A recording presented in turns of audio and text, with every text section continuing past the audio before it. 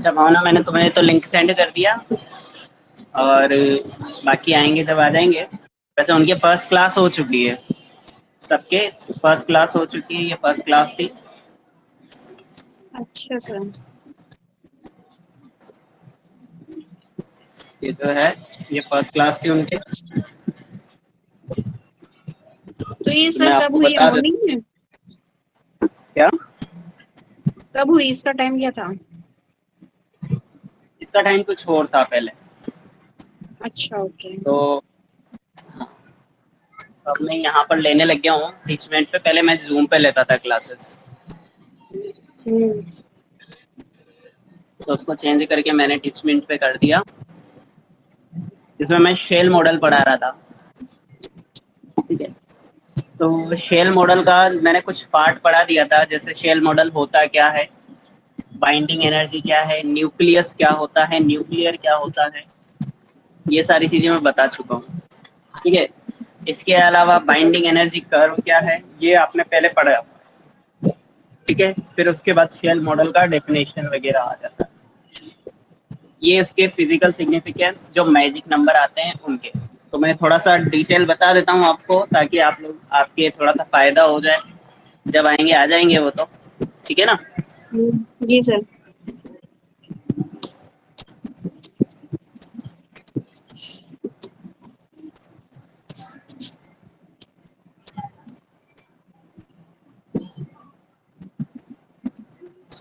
Recording जो बाद में आएंगे वो कर देख करेंगे। ठीक है, तुम्हारे जी एमएससी सर। में इस बार फोर्थ सेमेस्टर में 4 पेपर हैं। Nuclear physics, solid state physics, laser physics और लास्ट में माइक्रोवेव। अब तुम्हारे क्या माइक्रोवेव चल रहा है या फिर एनर्जी चल रहा है, वो तुम्हारे ऊपर डिपेंड करता है। ठीक है ना, कॉलेज में जी क्या सर। है, शायद माइक्रोवेव नहीं है तुम्हारे, एनर्जी है सर। एनर्जी है ना, तो ये हम्म। तुम्हारे एनर्जी अलग। ठीक है, otherwise nuclear physics, solid state physics, laser physics और एनर्जी, ये 4 पेपर है तुम्हारे, जिसमें से मैं आपको पढ़ाने वाला हूँ न्यूक्लियर फिजिक्स। न्यूक्लियर फिजिक्स में फर्स्ट यूनिट जो है आपके शेल मॉडल वाली है। ठीक है, तो शेल मॉडल जी सर। होता क्या है, इसको समझने से पहले हम ये समझेंगे कि न्यूक्लियस क्या होता है। ठीक है, तो न्यूक्लियस की खोज किसने की थी, रदरफोर्ड ने। किसने की थी, रदरफोर्ड ने रदरफोर्ड। न्यूक्लियस की खोज की थी। ठीक है, उन्होंने क्या बताया कि किसी भी एटम के सेंटर पर एक पॉजिटिव पार्ट होता है, किसी भी एटम के सेंटर पर पॉजिटिव पार्ट होता है और उसके आसपास नेगेटिव पार्ट होता है, और ये पॉजिटिव पार्ट ही आपके क्या कहलाता है, न्यूक्लियस कहलाता है। इस न्यूक्लियस में न्यूट्रॉन और प्रोटॉन दोनों टाइप के पार्टिकल्स होते हैं, जिसमें न्यूट्रॉन आपका चार्जलेस पार्टिकल है और प्रोटॉन पॉजिटिव पार्टिकल है। इसके आसपास नेगेटिव चार्ज होता है, ये नेगेटिव चार्ज इलेक्ट्रॉन्स कहलाते हैं। नेगेटिव चार्ज पार्टिकल्स क्या कहलाते हैं, इलेक्ट्रॉन्स कहलाते हैं। चूंकि यहाँ पर न्यूट्रॉन का कोई चार्ज नहीं होता है, प्रोटॉन का पॉजिटिव में होता है 1.6 into ten power minus 19, electron का होता है minus 1.6 into ten power minus नहीं। 19। ठीक है, तो ये प्लस में है, ये माइनस में है, वैल्यू दोनों की सेम है। इसी के कारण ये जो आपके एटम है वो कैसा होता है, न्यूट्रल, क्योंकि इसका चार्ज प्लस में है, इसका चार्ज माइनस में है, दोनों मैग्नीट्यूड में भी सेम है, तो यहाँ पर क्या हो जाएगा आपके, जीरो, न्यूट्रल हो जाएगा ये। तो जो हमारा एटम होता है वो न्यूट्रल होता है। अब हम बात करेंगे केवल न्यूक्लियस की। ठीक है, the study of nucleus is known as, the study of nucleus in any atom is known as nuclear physics, is known as nuclear physics।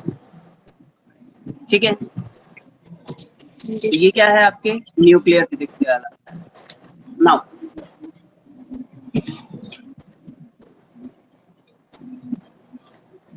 Liquid drop model, सबसे पहले जो हमने मॉडल पढ़ा था वो लिक्विड ड्रॉप मॉडल था।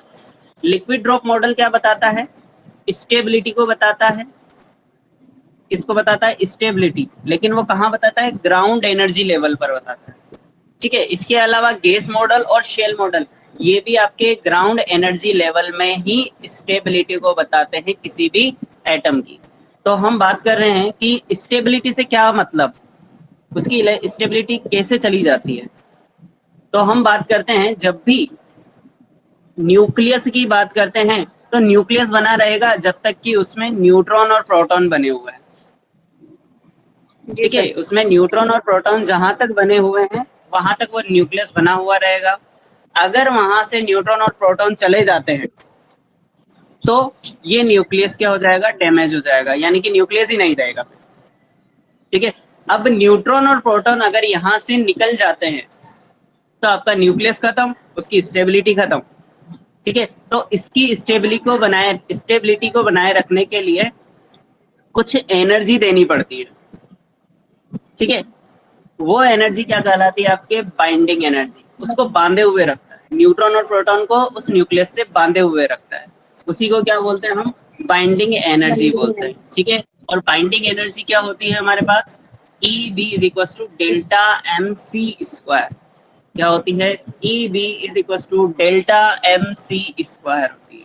ठीक है, जहां पर डेल्टा एम क्या है, मास डिफेक्ट, डेल्टा एम क्या है, मास डिफेक्ट है। मास डिफेक्ट क्या होता है, तो मास डिफेक्ट आपने पहले पढ़ा हुआ है, delta M is equal to Z M P plus A minus Z M N minus M A Z. ठीक है ना, न्यूट्रॉन प्रोटॉन का अगर मास निकाला जाए न्यूक्लियस के लिए, वो उसके ओरिजिनल मास से ज्यादा होता है, उसका जो रियल मास है उससे ज्यादा होता है। तो यही क्या कहलाता है आपका, उसका जो डिफरेंस है उसी को हम क्या बोल देते हैं, मास डिफेक्ट बोल देते हैं। ठीक है, और मास डिफेक्ट इंटू सी स्क्वायर क्या कहलाता है, आपके बाइंडिंग एनर्जी कहलाता है। ठीक है, तो ये बताता है आपके स्टेबिलिटी ऑफ न्यूक्लियस को। बाइंडिंग एनर्जी क्या बताता है, स्टेबिलिटी ऑफ न्यूक्लियस को। अब हमने इसमें एक ग्राफ बनाया था भाई, बाइंडिंग एनर्जी पर न्यूक्लियन में, जिसमें हमारे पास ये कुछ पॉइंट पर अपनी स्टेबिलिटी को ज्यादा शो करता है। ठीक है, ये ऐसे बीच बीच में निकले हुए रहता है ना, तो ये क्या बताता है कि इस पॉइंट पर जो भी एटम आ रहा है वो अपने नेबरिंग एटम से ज्यादा स्टेबिलिटी रखता है न्यूक्लियस की। इसका जो एटम है वो आसपास वाले नेबरिंग एटम से ज्यादा स्टेबिलिटी रखता है।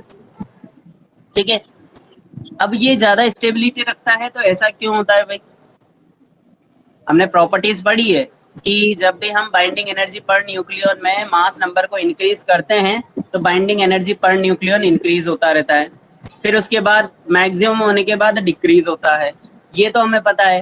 लेकिन इसमें बीच बीच में क्या होता है, किसी एटम की स्टेबिलिटी बढ़ जाती है या ज्यादा होती है नेबरिंग एटम से। तो ऐसा क्यों होता है, क्योंकि वो एक स्पेशल नंबर रखता है, उनके न्यूट्रॉन और प्रोटॉन एक स्पेशल नंबर रखते हैं, उसी की वजह से उनकी स्टेबिलिटी बहुत ज्यादा होती है। ठीक है, और वो स्पेशल नंबर क्या है, 2, 8, 20, 28, 50, 82, 128। ठीक है, ये नंबर रखते हैं, और ये नंबर रखने पर उनकी स्टेबिलिटी क्या हो जाती है, बढ़ जाती है। ठीक है, इन नंबर्स को हम क्या बोलते हैं, मैजिक नंबर।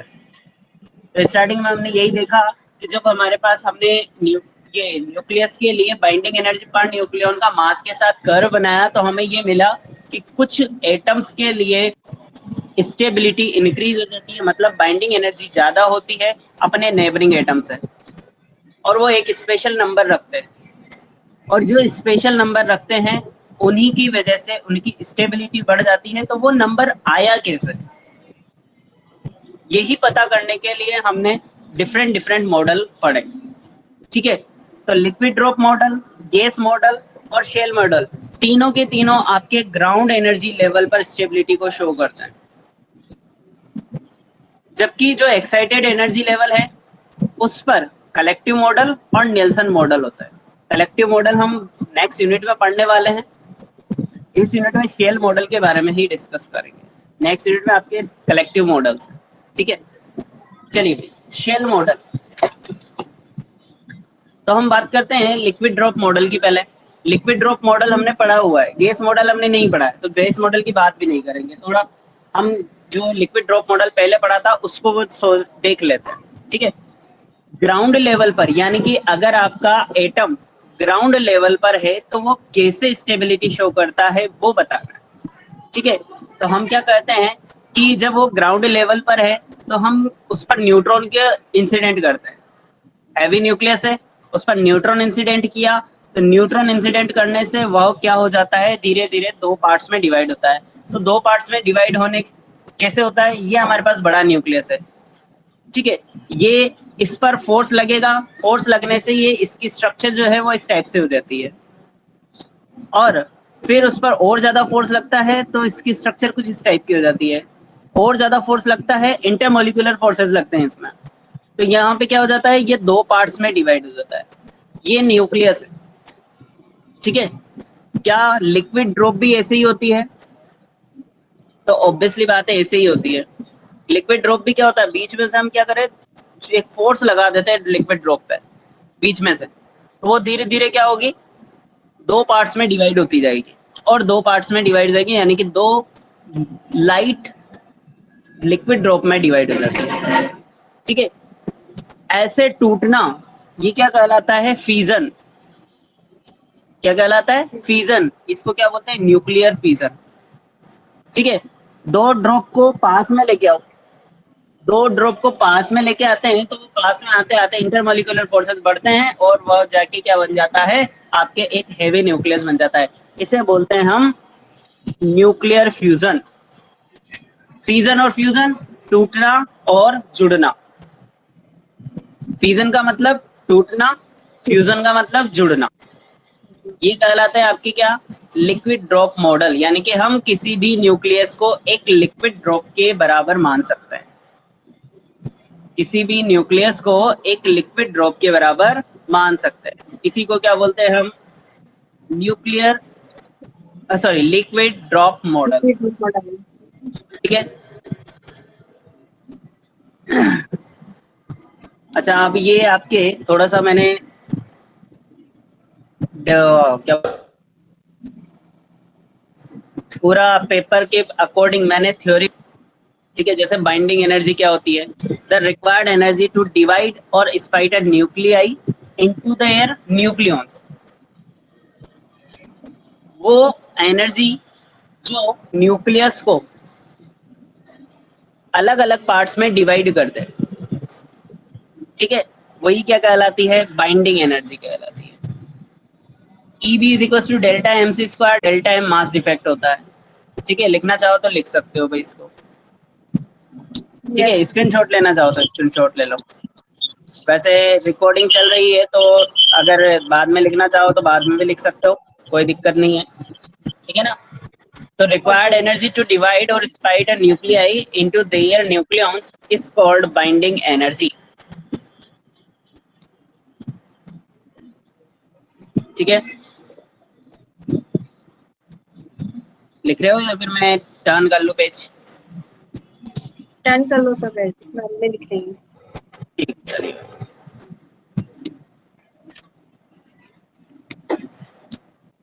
चलिए, binding energy curve. Binding energy curve क्या होता है, binding energy curve show the variation of binding energy per nucleon with respect to mass number. Mass number के साथ बाइंडिंग एनर्जी पर न्यूक्लियन में जो कर्व है, इसी कर्व को हम क्या बोलते हैं, बाइंडिंग एनर्जी कर्व कहते हैं। ठीक है, बाइंडिंग एनर्जी जितनी ज्यादा, स्टेबिलिटी उतनी ज्यादा। ठीक है ना, मतलब कि किसी को भी तोड़ने के लिए जितनी ज्यादा एनर्जी देनी पड़े, मतलब क्या है, वो बहुत ज्यादा स्टेबल है, इसलिए हमें इतनी एनर्जी देनी पड़ रही है। ठीक है, the binding energy per nucleon for some atoms are greater than neighbouring atoms for some special number and proton some special neutron and proton number which are called magic number। तो binding energy per nucleon जो है वो कुछ atom के लिए बहुत ज्यादा होती है अपने नेबरिंग एटम से। किसके लिए, कुछ स्पेशल न्यूट्रॉन और प्रोटॉन नंबर के लिए। ठीक है, ये नंबर आपके क्या कहलाते हैं, मैजिक नंबर कहलाते हैं। और ये मैजिक नंबर क्या है, 2, 8, 20, 28, 50, 82 और 126, ये क्या कहलाते हैं, आपके मैजिक नंबर कहलाते हैं। ठीक है, शेल मॉडल क्या होता है, Shell model is a nuclear model and main object of Shell model is to obtain all magic number. Shell model क्या है? ऐसा न्यूक्लियर मॉडल है जिसका मेन उद्देश्य क्या है? मैजिक नंबर को ऑब्टेन करना, मैजिक नंबर लेके आना, ठीक है, जहां पर वो स्टेबिलिटी शो कर दे भाई, ठीक है, यही क्या कहलाता है आपके शेल मॉडल, ठीक है। Another main property of shell model is to describe the concept of magnetic moment, quadrupole moment, energy level, spin and parity. Magnetic moment, quadrupole moment, energy level, spin and parity, ये सब भी क्या कौन बताता है? Shell model बताता है। Magic number तो ऑब्टेन करता है, इस क्वाड्रपोल मोमेंट भी निकाल सकते हैं, एनर्जी लेवल भी निकाल सकते हैं, को भी शो कर सकते हैं, ठीक है। पता नहीं कैसा नहीं है बच्चे आज, अच्छा आया तो है। टाइम कंफर्म नहीं होगा सर आज में भी? नहीं आया तो है, मैंने ऑन नहीं किए थे, कनेक्ट नहीं किया उनको।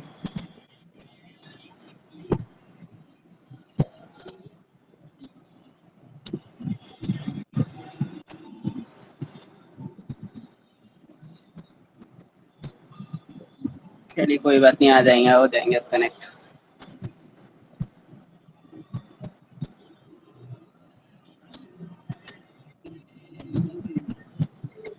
इसमें पता नहीं चलता है।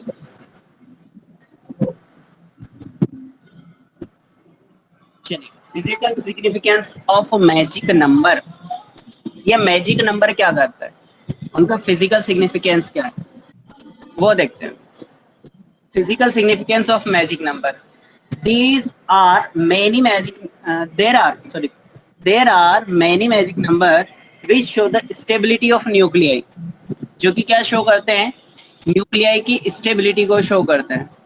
Main purpose of producing magic number are given as, ठीक है ना। सबसे पहली चीज तो मैजिक नंबर स्टेबिलिटी शो करते हैं, उसके बाद उसके अलावा भी बहुत सारे काम है।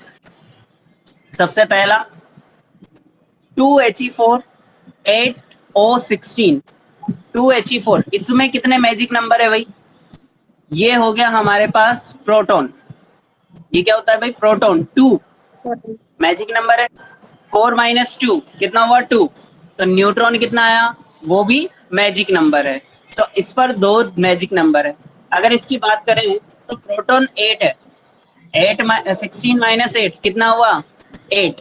तो न्यूट्रॉन नंबर भी कितना होगा? 8। यहाँ पर भी आपके 2 मैजिक नंबर है, ठीक है। आर मोस्ट स्टेबल, ये कैसे हैं?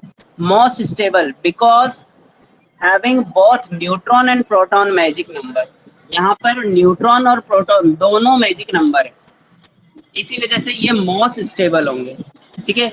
इन्हीं को क्या बोलते हैं हम? डबली न्यूक्लियाई बोलते हैं। इनको क्या बोलते हैं? डबली न्यूक्लियाई। डबली न्यूक्लियाई वो न्यूक्लियाई कहलाते हैं जिनमें न्यूट्रॉन और प्रोटॉन दोनों मैजिक नंबर हो, डबली न्यूक्लियाई कहलाते हैं, ठीक है। Doubly magic nuclei are tightly bound in the nucleus. Doubly magic nuclei आपको पता है, जब भी अगर मैं बात करूंगा डबली मैजिक न्यूक्लियाई, उनकी मोस्ट स्टेबल है। मोस्ट स्टेबल होने का मतलब क्या है? कि उनकी बाइंडिंग एनर्जी बहुत ज्यादा है, ठीक है। उनकी बाइंडिंग एनर्जी क्या होगी? बहुत ज्यादा होगी, ठीक है। Doubly magic nuclei are tightly bound in the nucleus.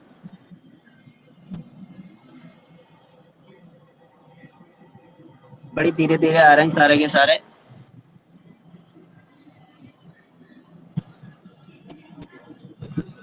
Nuclei with magic number Sn z is equals to 50, Pb z is equals to 82 have smaller capture cross section than their neighboring nuclei। इनका जो cross section है किसी भी atom को, sorry किसी भी nuclei को capture करने का जो क्रॉस सेक्शन है, इसका क्या होता है? छोटा होता है, बहुत कम होता है, ठीक है ना। किनका? Sn z is equals to 50 और Pb z is equals to 82, ये दोनों मैजिक नंबर है भाई। 50 भी मैजिक नंबर है, 82 भी मैजिक नंबर है, ठीक है, ये इनकी प्रॉपर्टीज है भाई, मैजिक नंबर की प्रॉपर्टीज है।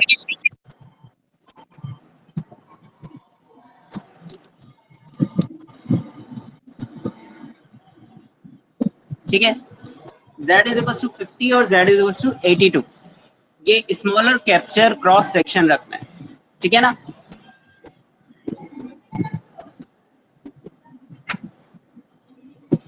द डेविएशन, डेविएशन मतलब चेंज फ्रॉम द, ये अभी तक पूछ ही रहे हैं क्या टाइमिंग का, कनेक्ट तो हो जाए।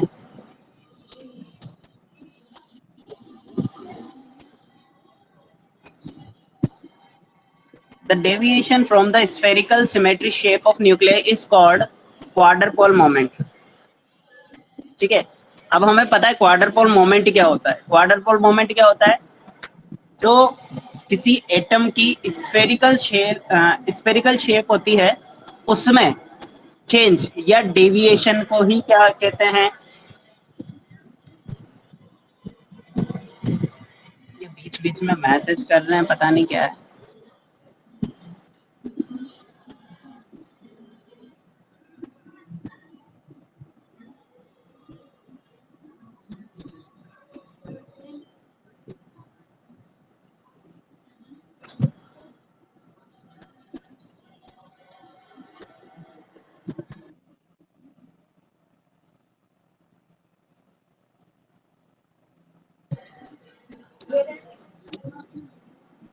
ठीक है, चलिए चलिए चलिए। The deviation from the spherical symmetry shape of nuclei is called quadrupole moment. तो क्वाड्रपोल मोमेंट क्या होता है, किसी भी स्फेरिकल सिमेट्रिक में जो चेंज होता है या डेविएशन होता है, उसी डेविएशन को हम क्या बोलते हैं, quadrupole moment. So after the magic number the quadrupole moment of nuclei is rapidly change. ठीक है, क्वाड्रपोल मोमेंट जो मैजिक नंबर के बाद वाले जितने भी नेबरिंग एटम्स होंगे या नेबरिंग न्यूक्लियाई होंगे, उनके लिए क्या हो जाता है, चेंज हो जाता है। ठीक है ना, मैजिक नंबर वाले अलग शो करेंगे कंटिन्यूसली, जैसे जैसे हम बढ़ाते रहेंगे। जैसे हमें पता है, अगर मैं स्फेरिकल शेप की बात करूं, तो स्फेरिकल शेप में आपके किस टाइप से चेंज हो जाता है, धीरे धीरे ये इस शेप में आने लगेगा या फिर इस शेप में आने लगेगा। ठीक है ना, इससे ये चेंज होता है। अब ये चेंज आपके यहाँ पर स्फेरिकल सिमेट्री में चेंज को बता रहा है। तो कंटिन्यूसली जैसे जैसे न्यूक्लियस इंक्रीज होगा, इसकी शेप में चेंज आता रहेगा, लेकिन जैसे ही मैजिक नंबर आएगा तो इसकी शेप में अलग चेंज होगा। और फिर बाद में दोबारा नेबरिंग एटम के बाद सॉरी जो आपके बाद में एटम आएगा, उसके लिए वापस वहां पर क्या हो जाएगा, जैसे कंटिन्यूसली चेंज होता जा रहा था वैसे ही चेंज होता जाएगा।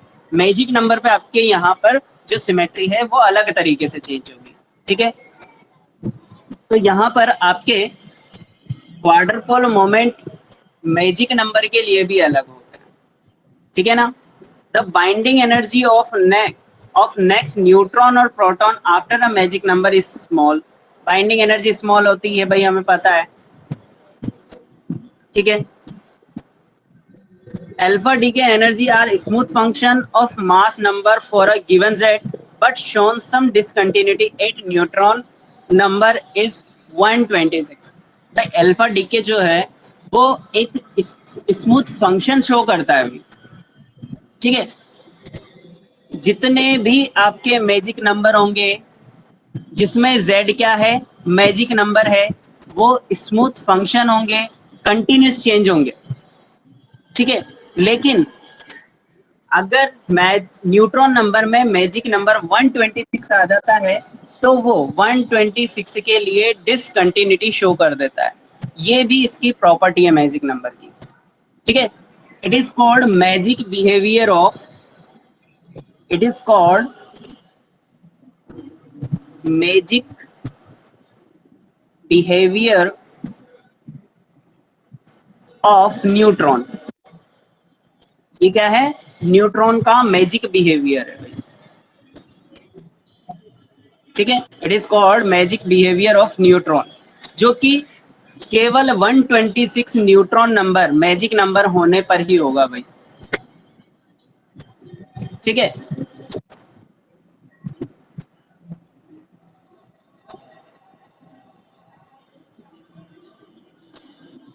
कहां पर, जब हमारे पास न्यूट्रॉन नंबर 126 हो।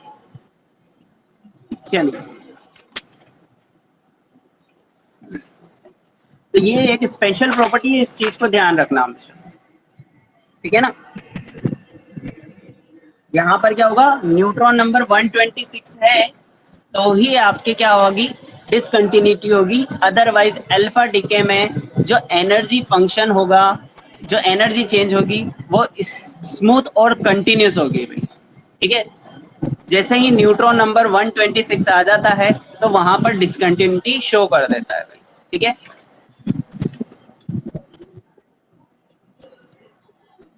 चलिए भाई, कुछ स्पेशल प्रॉपर्टीज हैं, जो कुछ स्पेशल चीजें हैं जो ये मैजिक नंबर शो करते हैं, ठीक है। Shell model can shell model can also explain the another phenomenon of nucleus, ठीक है। सबसे पहली बात, डिसकंटिन्यूटी को अभी जस्ट हमने देखा है, अल्फा डीके के लिए क्या बताता है, वो कंटिन्यूस बताता है, लेकिन न्यूट्रॉन नंबर जैसे ही आपकी क्या आ जाए 126 आ गया तो वहां पर क्या हो जाता है, डिसकंटिन्यूटी आ जाती है, ठीक है। न्यूक्लियर आइसोमेरिज्म में बताएगा, ये भी हम आगे पढ़ेंगे, इसको भी पढ़ना है हम। ये सारे जितने भी टॉपिक्स हैं आपके आगे आने वाले हैं, ये जितने भी आपके फिनोमेनन बता रखे ना, ये सारे के सारे हम इसमें देखने वाले हैं, ठीक है। न्यूक्लियर आइसोमेरिज्म, आइसोमर को बताता है। The comparatively half life of beta decay का तो पूरा चैप्टर है हमारे, बीटा डीके का तो पूरा चैप्टर है, वहां पर हम पढ़ेंगे इसको, ठीक है। फिर भी यहाँ पर भी थोड़ा बहुत देखेंगे हम, comparative half life of beta decay देखेंगे, ठीक है। The spin and parity of ground state magic behaviour of nuclei, spin और पेरिटी कैसे चेंज होती है ग्राउंड स्टेट में, वो भी निकालेंगे हम, ठीक है। Magnetic moment and quadrupole moment of nuclei, इन दोनों को भी एक्सप्लेन करता है शेल मॉडल, ठीक है। तो ये पुराना वाला था जो मैंने अभी तक बताया। अब जो है वो हम ये देखने वाले हैं कि भाई शेल मॉडल स्पेशल क्यों ही अलग से क्यों बनाया भाई। बाकी और भी तो चीजें थी जिनसे हम एक्सप्लेन कर सकते थे।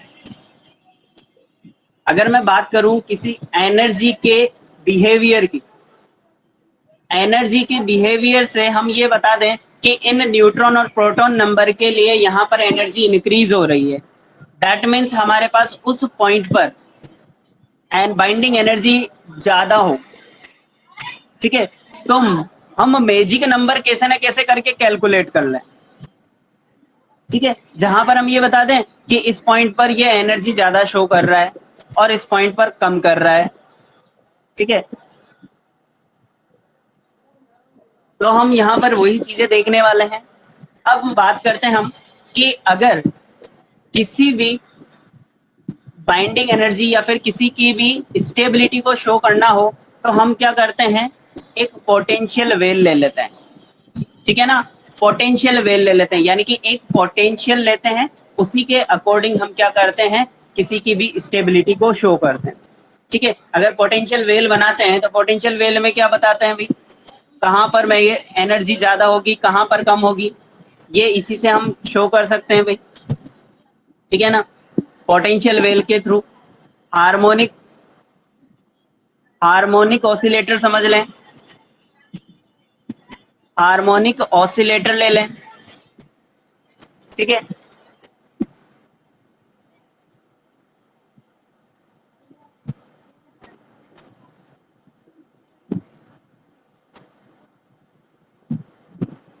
ठीक है ना।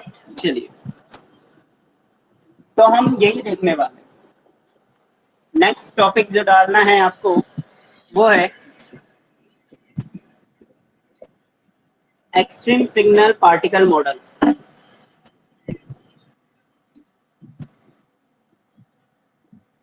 एक्सट्रीम सिग्नल पार्टिकल मॉडल,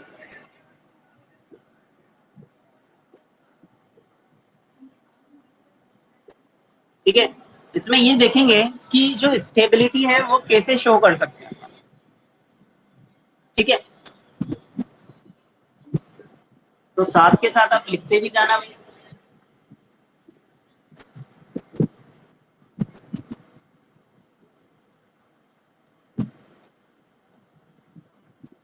हाँ, तो मैसेज आए जा रहे हैं मेरे, क्योंकि सर क्लास कितने बजे स्टार्ट हुआ।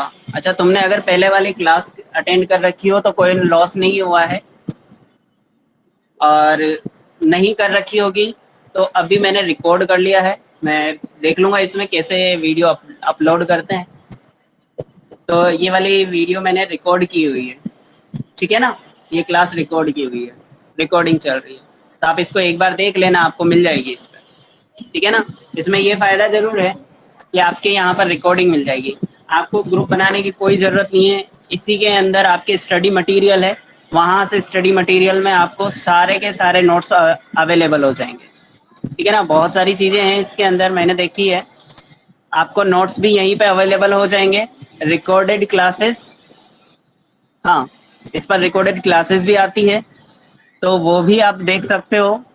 स्टडी मटेरियल है आपके, मैं कुछ यूट्यूब वाले वीडियोस भी डाल दूंगा इसके अंदर, ठीक है ना। इसमें यूट्यूब के वीडियोस भी डाल दूंगा जो आप लोगों के फायदेमंद रहेगा। अगर आपको यहाँ पे कोई टॉपिक में प्रॉब्लम आती है तो आप किसी और का भी देख सकते हो वीडियो, ठीक है ना। जो मेरे को अच्छा लगेगा मैं वो डाल दूंगा भाई, ठीक है ना। तो यहाँ पर ये फायदा तुम्हारे हो जाएगा, बहुत सारे फायदे हैं यहाँ पर। अच्छा, तो मैंने जैसे ही रिकॉर्डेड वीडियोस की बात करी, संजय गायब भी हो गया, बाद में देखेगा वो।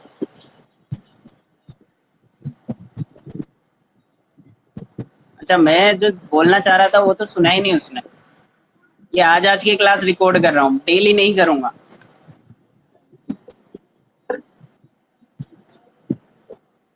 चलो कोई बात नहीं।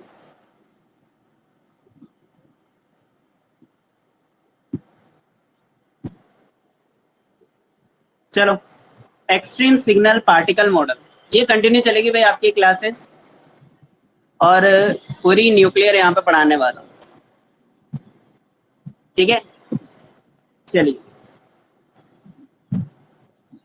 इन द शेल मॉडल। अच्छा, अगर मेरी क्लासेस अलजेब्रा में लगती भी है ना, तो भी मैं ये कंटिन्यू रखूंगा इस पर। हाँ, डेली टाइमिंग यही रहेगा भाई। नहीं, इस वाले टाइम को थोड़ा सा चेंज कर सकता हूँ मैं, ठीक है ना। अगर टाइमिंग चेंज होगा वो मैं, अच्छा इसमें एक और चीज है, इसमें आप लोग चैटिंग भी कर सकते हो, ठीक है ना। अलग से ऑप्शन भी दिया हुआ है, उसमें आप लोग जितनी भी इंक्वायरीज हो आप उसमें मैसेज डाल दो। अगर आप लोगों को कोई क्वेश्चन करना है तो आप उसमें क्वेश्चन भी डाल सकते हो, एज अ ग्रुप है ये भाई, ठीक है ना। आपको बहुत सारी चीजें मिलेगी, जस्ट इसको जैसे अपनी क्लास खत्म होती है ना, आप इसको चेक करना, बहुत सारी चीजें मिलेंगी इसमें। नोट्स यहीं मिल जाएंगे, यूट्यूब वीडियोस यहीं मिल जाएंगे, आप एक दूसरे से बातें भी कर सकते हो इसमें, लेकिन वो बातें तब तक कर सकते हो जब तक मैं चाहता हूँ, ठीक है। जैसे तुम लोगों को अगर कुछ डिस्कस करना हो ना, तो वो डिस्कशन भी कर सकते हो इसमें। नोट्स वगैरह अवेलेबल हो जाएंगे अगर आप लोगों को नोट्स वगैरह चाहिए होंगे तो, ठीक है। और यहाँ पर बुक्स भी अवेलेबल रहेगी, मैं बुक्स भी अपलोड करूंगा यहाँ पर।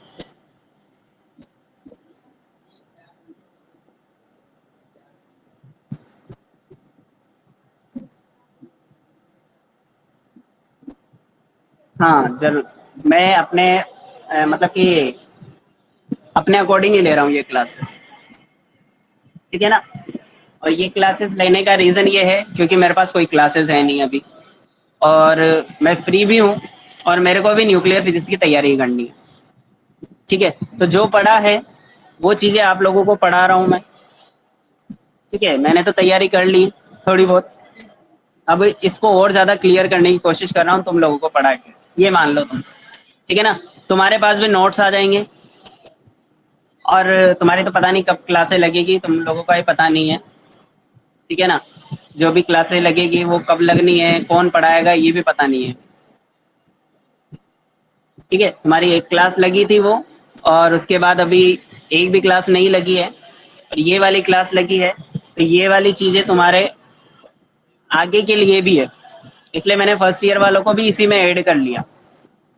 मैंने डायरेक्ट नेट वाले ग्रुप में ही डाला, ताकि क्या है कि न्यूक्लियर फिजिक्स तो नेट में आने वाला ही है टॉपिक, तो उनके भी थोड़ा फायदेमंद है।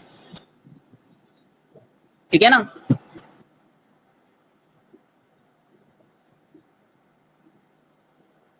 ये B222 कौन है वैसे?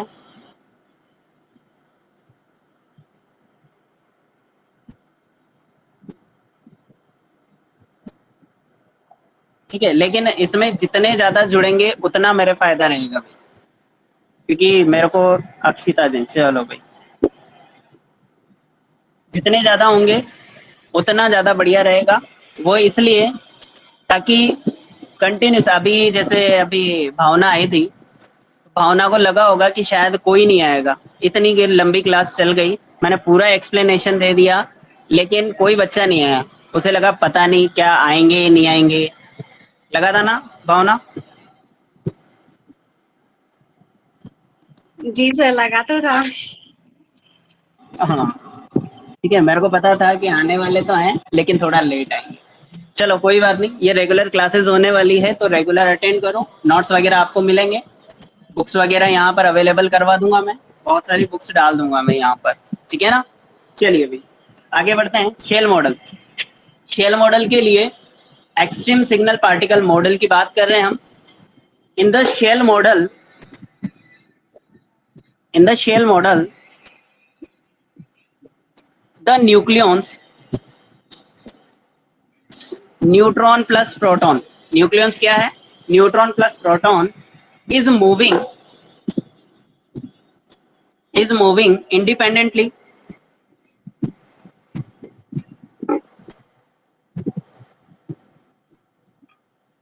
in the nucleus,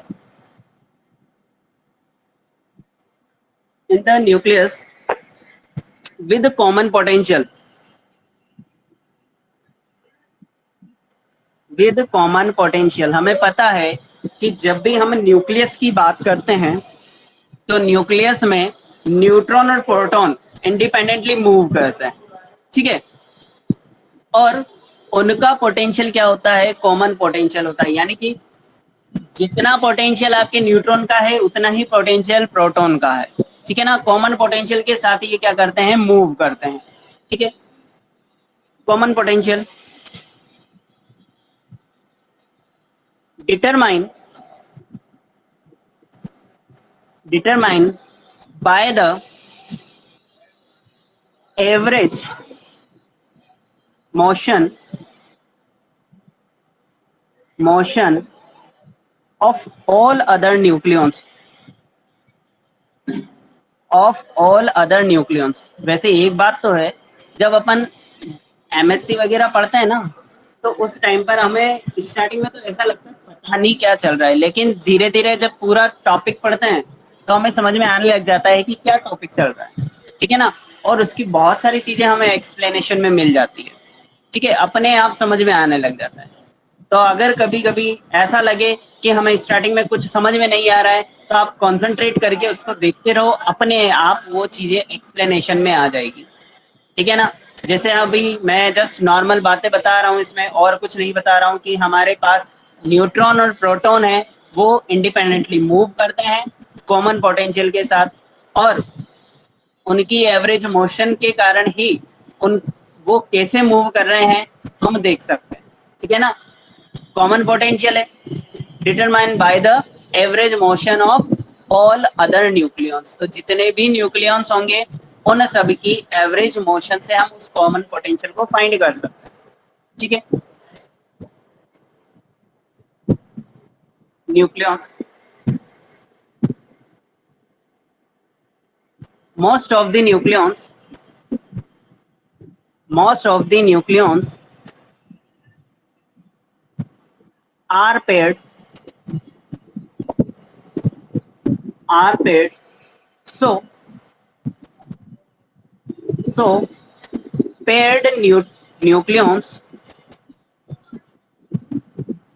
so paired nucleons does not contribute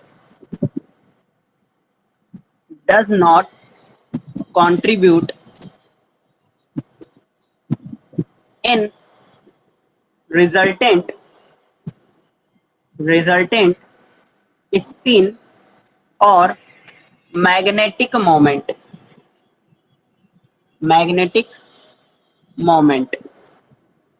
ठीक है, रिजल्टेंट स्पिन उनकी 0 होती है भाई, ठीक है, और मैग्नेटिक मोमेंट भी नहीं होता है पेयर्ड न्यूक्लियॉन्स का।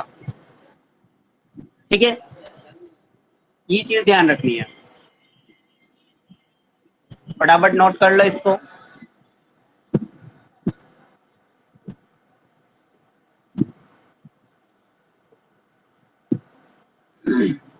बाकी जो भी है, जो कनेक्ट नहीं है उन लोगों को भी बोल देना, ठीक है ना, क्योंकि मैंने ग्रुप में तो सेंड किया नहीं है ये, और ग्रुप में सेंड नहीं किया है तो जो बाकी हैं जिसको अटेंड करनी है उनको बोल देना भाई, ठीक है ना। मोनिका, तुम्हारे कॉलेज में भी बोल सकते हो, ये फ्री ऑफ कॉस्ट क्लासेस चलेगी भाई आपके, ठीक है ना, तो जिसको भी ज्वाइन करना हो वो ज्वाइन कर सकता है।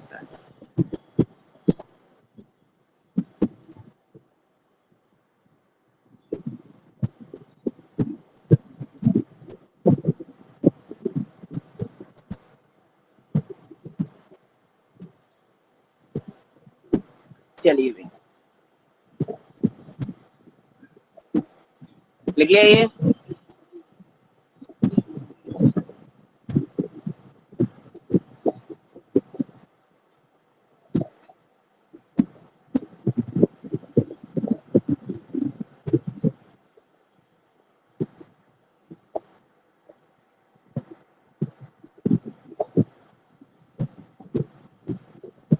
कंप्लीट, डन लिखो फटाफट अगर लिख लिया हो तो।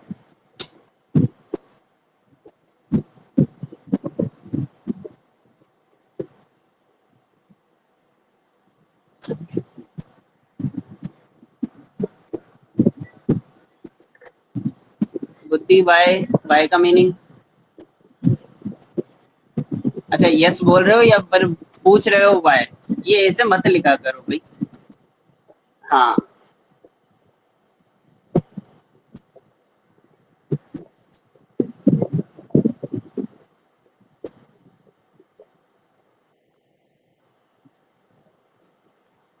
पहले तो कनेक्ट हुए नहीं, अब मैसेज कर करके बोल रहे हैं, पहले ही कनेक्ट हो जाते हैं ना, डायरेक्ट क्लास के अंदर एंटर ही करते हैं, इसमें इसमें पूछना नहीं पड़ता है अभी।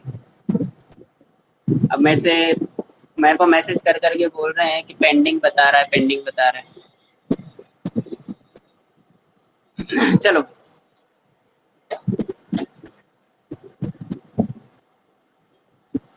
Next. it is clear that it is clear that even nuclei even nuclei having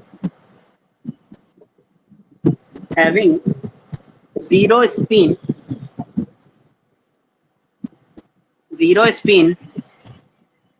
and zero magnetic moment,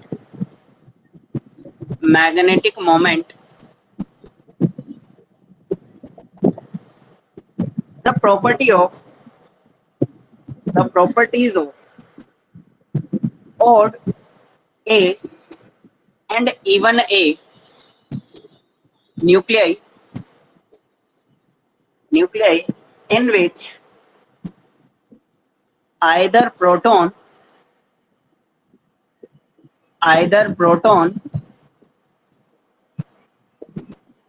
or neutron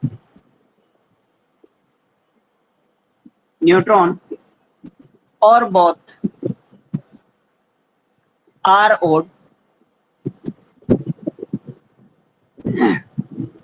जब इवन न्यूक्लियाई है तब तो स्पिन 0 है, और 0 ही आपकी क्या होगा, मैग्नेटिक मोमेंट होगा भाई।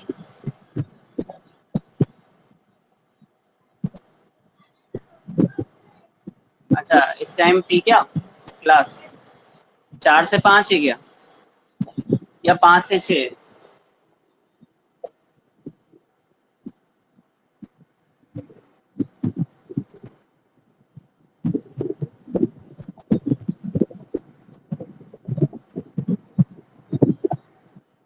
भाई बता देना, अगर किसी को किसी टाइम में प्रॉब्लम है तो बता देना।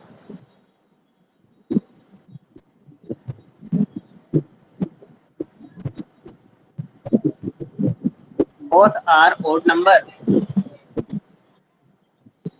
having resulting spin and magnetic moment।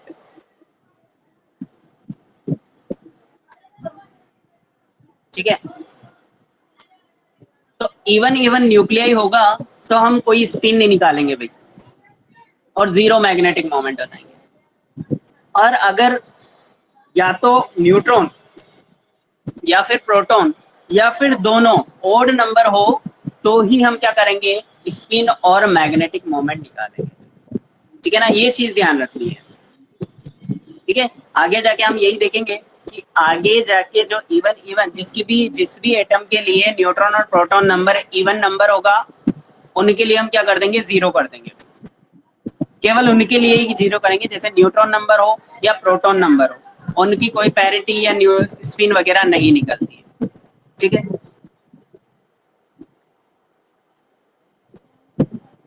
in order to in order to obtain in order to obtain some properties of nucleons including the magic number, including the magic number, there are two different potential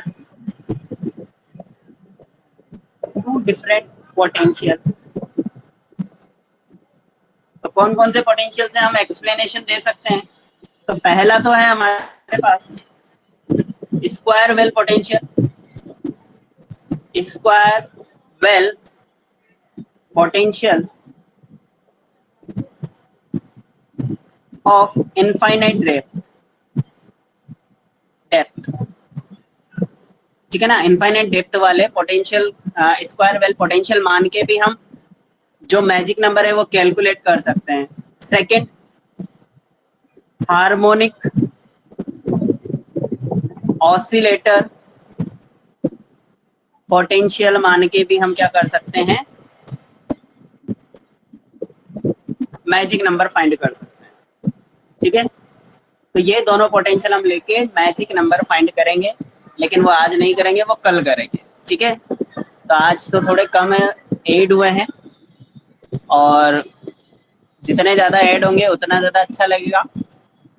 कल इसके आगे हम continue करेंगे, square well potential लेंगे और harmonic oscillator potential लेंगे।